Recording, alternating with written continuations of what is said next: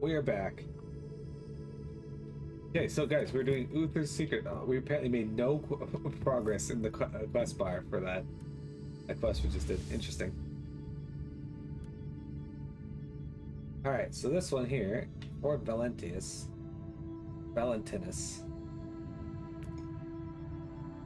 Eldari invaders. To my great surprise, the Star Fort was occupied by Eldari forces. The Xenos intruders were also seeking the legacy of Uther Tiberius, the being known as the Alpha Pariah. According to my tech priest, the hostility of these Eldar is rooted in an unfortunate exterminatus against the Eldari maiden world. I have no time to dwell on past mistakes. Securing the Alpha Pariah is the only thing that matters.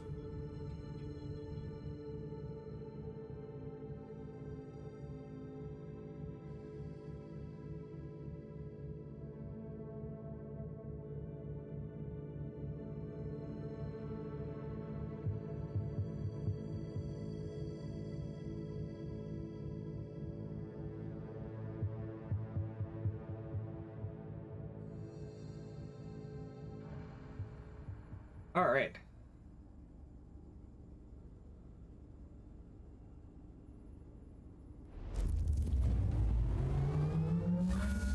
There's an awful lot of pews in this world.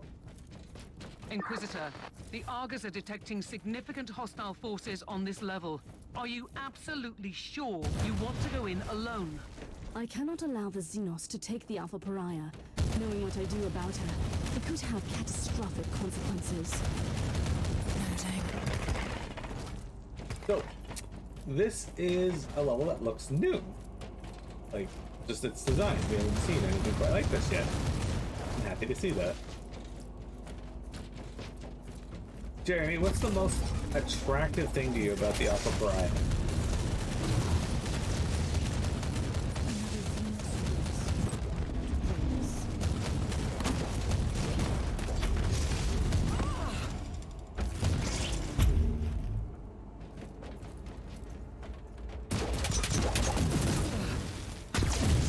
Inquisition facility. It's like Nico's church to the Emperor. Yeah. It's just, this is the first time we've seen anything like this in game.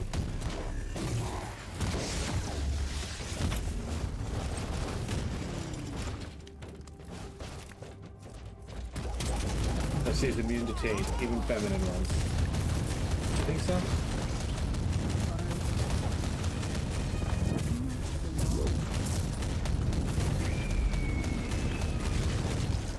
Damn it, I was hoping he would die before the banner disappeared.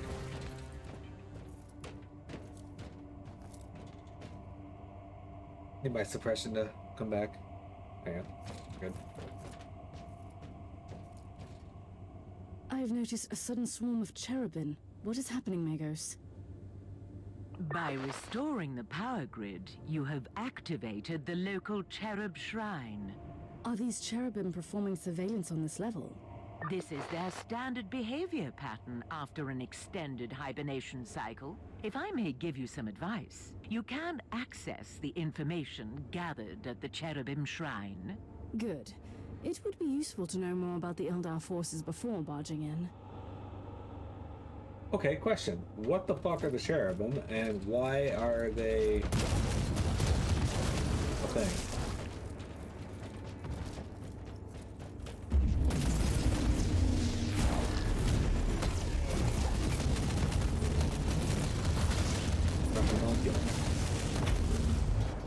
Okay, now my secondary query. Why are the cherubim?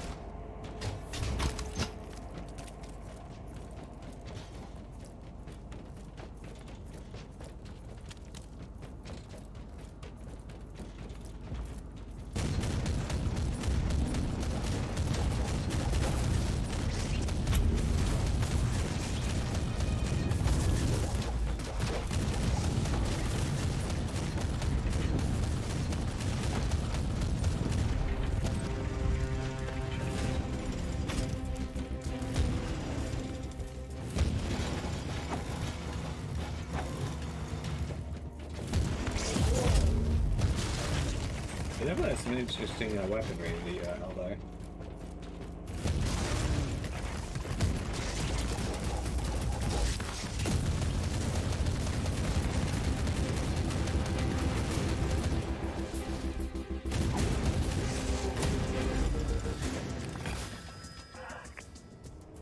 Alright. Ultima Thule. System Ultima Thule. I've been Zaren FF14. Even after the devastating invasion of the Tyranid 5 fleet, Garm, Forgeward Thule, is still standing strong due to the dauntless legions of the Adeptus Mechanicus protecting this colossal heart of industry. The massive manufacturers are relentlessly churning out weaponry and machine parts to supply the sector with the gifts of the Omnissiah, as the tech priests are prone to preach around here. Fabricator General World, Tybalt Vertax. Gathering information on the Fabricator General in his center of power is bordering on the impossible. Vertrax is considering a competent, logical, and devoted leader, ruling the Forge world with an iron fist. By all accounts, he is a respected member of the cult Mechanicus. Although his most devoted followers admit that he is his own has his own agenda, and he is willing to dedicate long decades to see his plans come to fruition, I suggest that the Conclave should keep him under strict observation in the future. The most disturbing realization during my investigation is the strong influence the Xenorites seem to have over Forge World Thule. The Puritans of the Conclave have harbored significant reservations regarding this cult Mechanicus faction for a long time. Due to the Xenorite dedication, the heretical Xenos technology, and my findings only reinforced our prevailing uncertainty. Forward to Caligari Conclave Archive. Copies also rendered for the inspection of the Department of Morality.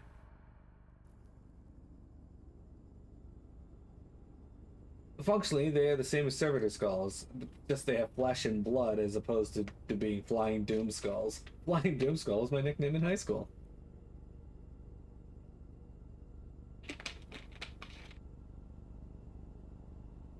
Worlds are literally just giant planetary scale factories. We think Space Marine. Yeah, I remember Forge Worlds. I'm ready for my trial of faith.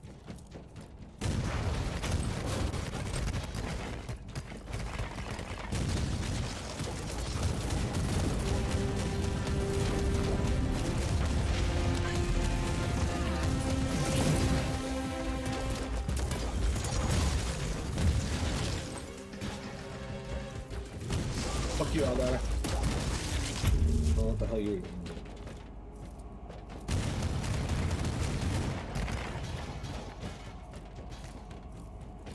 So, Jeremy, when was the last time you went into someone's house and just broke all their windows? I think we need to revisit this. You have reached the main chair of mainframe, Inquisitor. I want to see what these constructs have recorded since they woke up.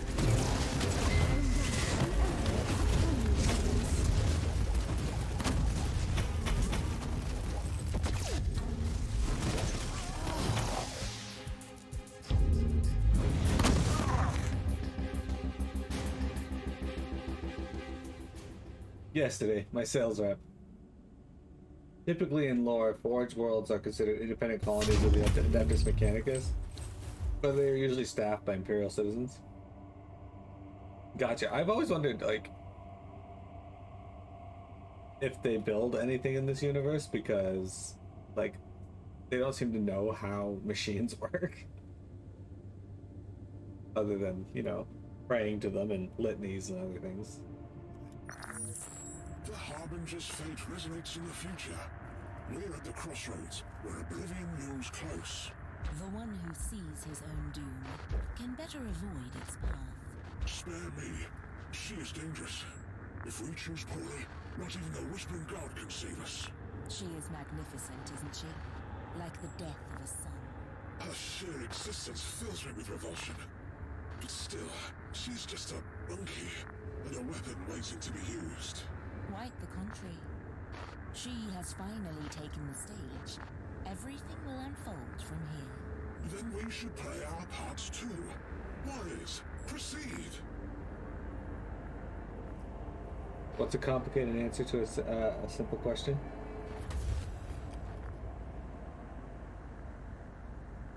Oh. The Harbinger's fate resonates in the future. We're at the crossroads, where oblivion looms close. Analysis. The Alpha subject has been manifesting powers currently unlisted in the classified Psyker Index. This must be another manifestation of the unique abilities I witnessed on the Martyr. I must secure her immediately.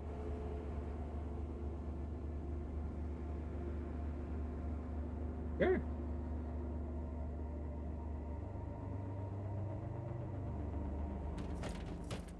I would rather have my tech priest dealing with this.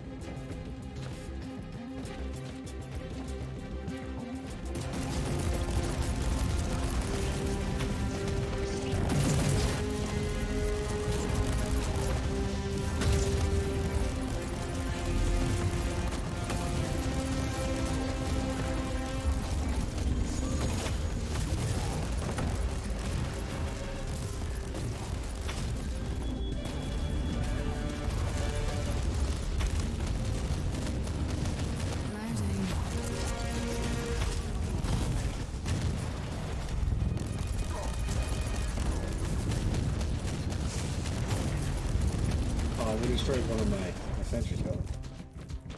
So around 2025K, humanity was at its technological peaks. Everything from household appliances to entire buildings and space stations were built using prefabricated plans. They have a specific name, but I can't remember what they're called. Okay.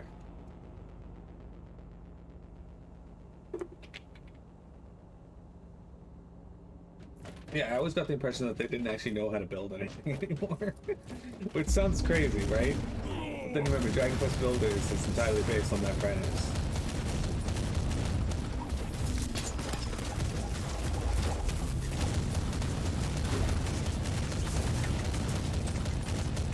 Reloading.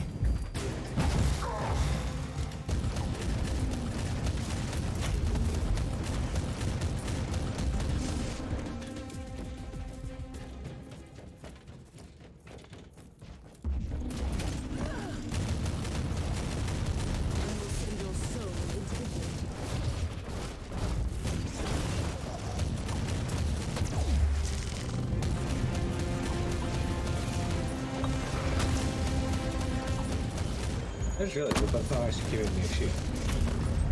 It's the other one.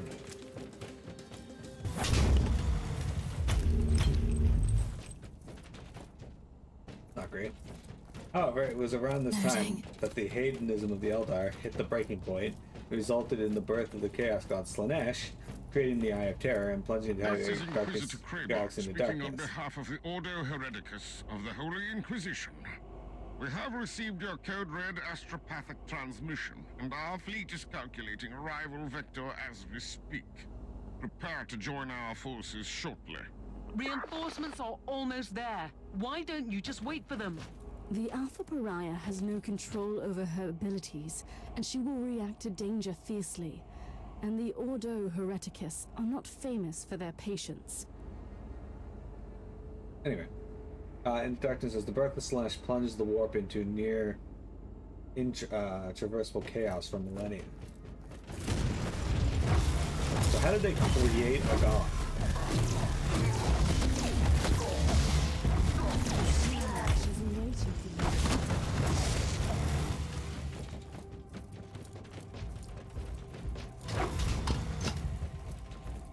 So like the same way that Vector creates his god.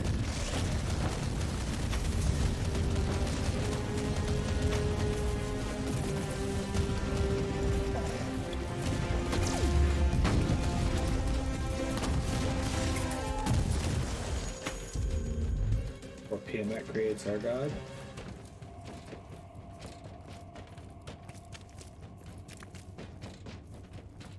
Can't be the same way, because Tiamat just poops theirs out.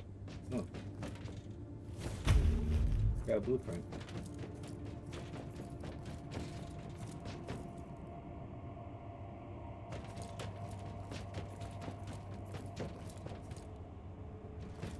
All that are very, very psychically in tuned. Their emotions reflect in the warp the same way throwing a rock into a puddle creates ripples. Okay. Are you trying to flee the mayhem of your own doing? I am nothing but an observer of the unfolding tragedy. Stop speaking in riddles. What tragedy? The Harbinger was brought into existence for a reason. She is either the fall or the last hope of your misguided kind.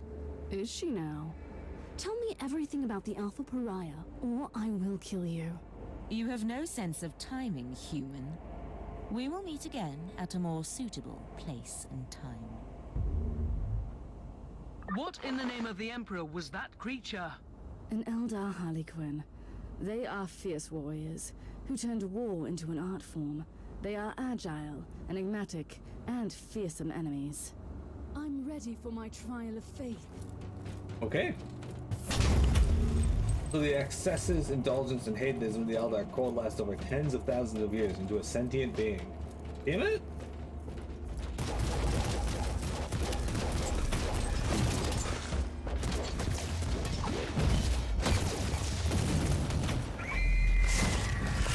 Oh, that's great.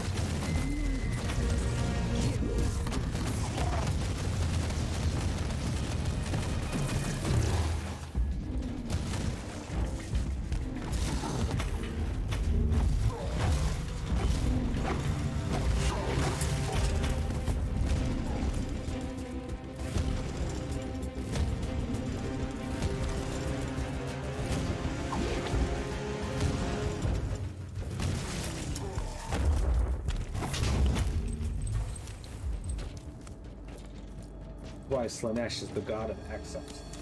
Gotcha. And I guess that's why the Dark Eldar are more attuned to him than other gods.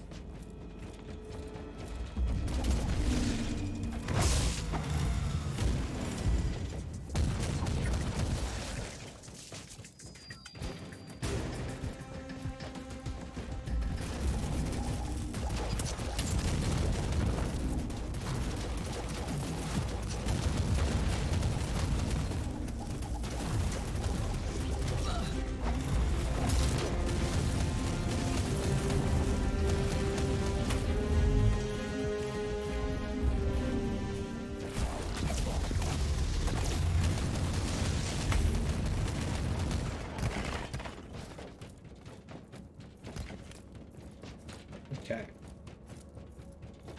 Moving on up over here to the east side.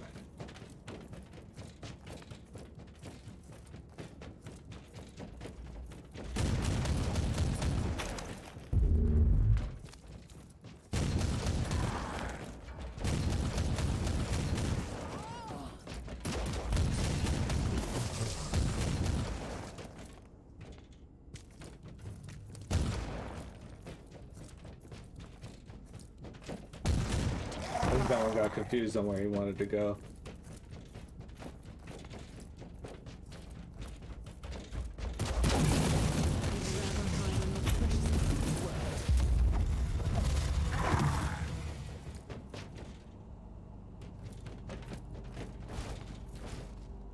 The persistence of your kind, Monkey, almost makes you interesting. I will not rest until I have secured the Imperial subject. Why? She is unnatural. She is everything we both consider repugnant. And that is totally irrelevant to the situation. Still, you don't need to be concerned about her. We will need her alive.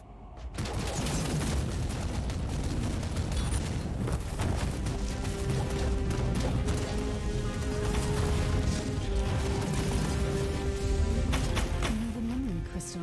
It might contain new clues.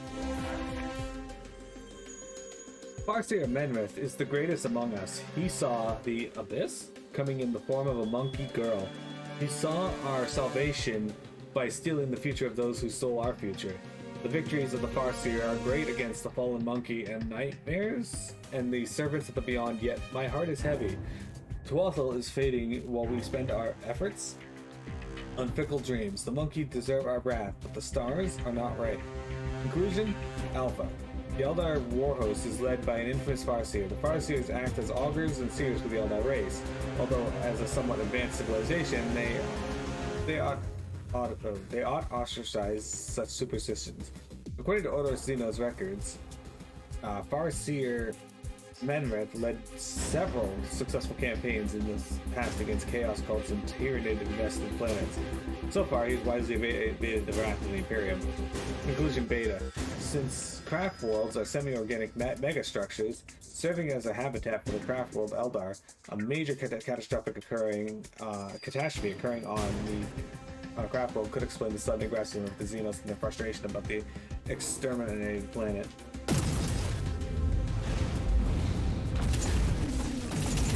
Must be purified.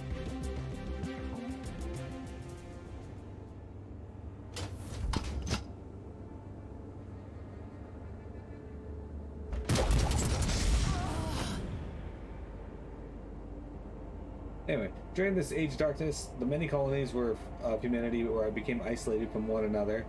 Forge worlds were largely unaffected since they were dedicated to factories, but other worlds, particularly agricultural worlds, I guess, basically fell back to feudalistic states. During this time, many of the blueprints were used for prefabs and basically everything were lost. This was the time when the Emperor emerged from trying to manipulate humanity from the shadows and took a direct role in leading them. Having seen how unregulated technology development nearly doomed humanity during the golden age of technology, he forbade development of new technology outside of what he personally developed.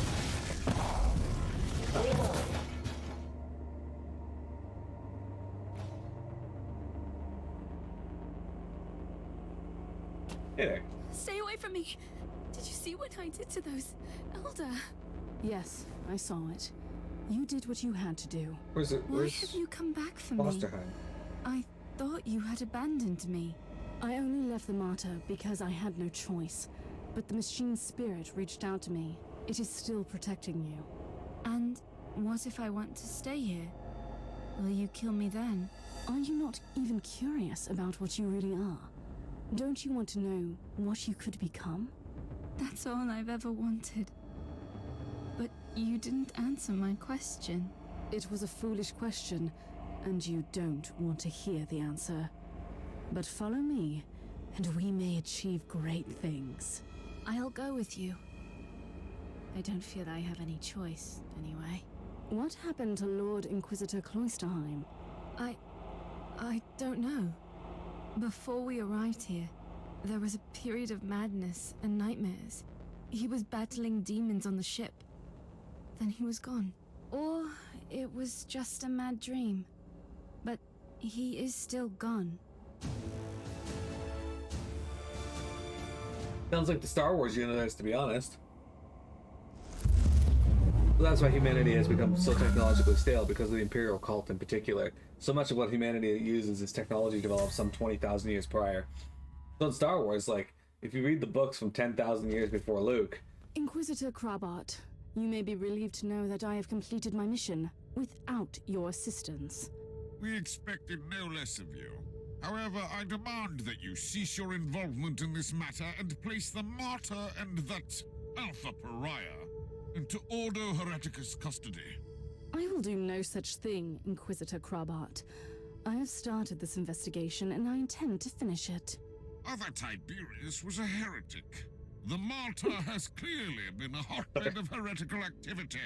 This is Ordo Hereticus jurisdiction, and we will purge every last hole of that accursed ship. The decks are swarming with demons. Are you prepared to start a jurisdictional dispute with the Ordo Malleus as well? I don't like your tone, Inquisitor. Not one bit. We could make a compromise. I can give up the investigation on the Martyr, but the Alpha subject is the most intriguing asset for the Imperium we've had. I must study her abilities. I usually don't compromise, but considering your stellar achievements in the fight against heresy, I am willing to make an exception. I sense a but coming. But we might need your help as well. A sudden outbreak of potentially chaos-related infestation on Cascadia Prime requires attention. We need our forces on the Martyr. If you are willing to investigate the infestation, you can take the Alpha subject with you. The Martyr cannot leave this system, though. I can accept that compromise.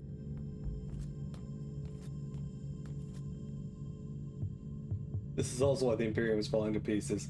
They keep infighting all the time? Inquisitor, you promised me answers. Then you put me in another prison cell. You are free to wander the vessel. Right, so I'm allowed to leave this ship, where everyone is horrified or disgusted by me, for reasons I don't even understand. You are the subject of a highly classified inquisitorial investigation, and you must be kept under constant surveillance. So a prisoner. What have I done to deserve such fate? You have done nothing wrong, yet.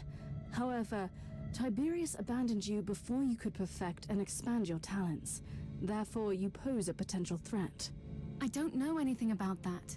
I just have this energy inside me, squeezing, stretching, sometimes snapping, and then bad things happen. Like when the Martyr arrived at that fort. What happened? I was in a haze. I remember that the talking flesh servants on the walls were screaming at me to hide, but I couldn't. And those Elder came for me.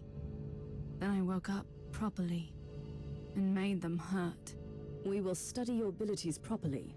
I will make sure that you only use them when it is necessary. There's a little civil war with, yeah, I remember you talking about that. That's ridiculous, but also kind of fascinating.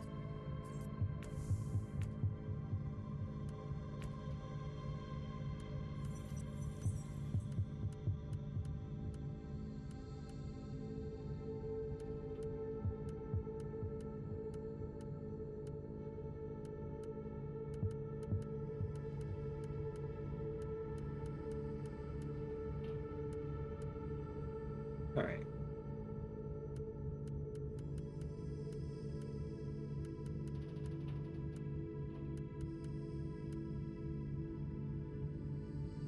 That's still worse than what I got.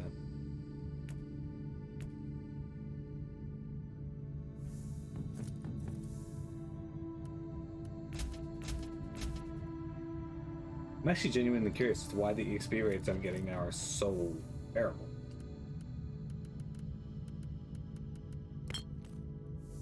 Anyway, that is probably a good end time, I think, guys. The next quest we're going to do is called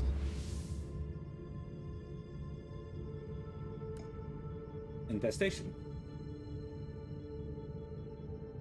It's on another world that we've not seen before, called Cascada Prime. Okay, cool. Like I said, we're going to go through and do all the post-game stuff. Story is the focus here, so we will... well, I thought today might be the end. It was the end of the original story for the game, but we still have more to do and more to see, so definitely worth it. I am still greatly enjoying this game. It is definitely something I've had some fun with here. Okay. So... a lot of humanity's technology is also being used outside of its intended purpose. Like, I'm pretty sure the Terminator armor was originally used as a farming implement. Well, now it is a Terminator armor. Sorry, I had to twist my back there a little. Anyway, so YouTube, thank you for viewing.